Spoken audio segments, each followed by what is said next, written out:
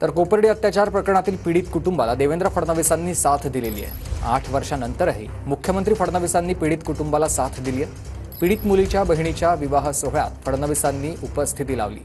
लग्न सोहळ्यात पोलिसांचा देखील मोठा बंदोबस्त ठेवण्यात आला होता।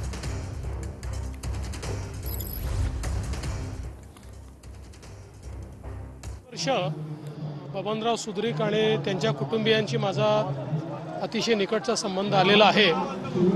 त्यांच्या घरच्या अतिशय वाईट अशा घटनेनंतर सातत्याने या कुटुंबाच्या पाठीशी आम्ही सगळे उभे राहिलो आणि त्यातनं एक जिव्हाळा देखील निर्माण झाला आणि म्हणून साहजिक त्यांच्या घरी विवाहाचं निमंत्रण मिळाल्यानंतर आम्ही त्यांना सांगितलं की आम्ही निश्चितपणे या ठिकाणी येऊ।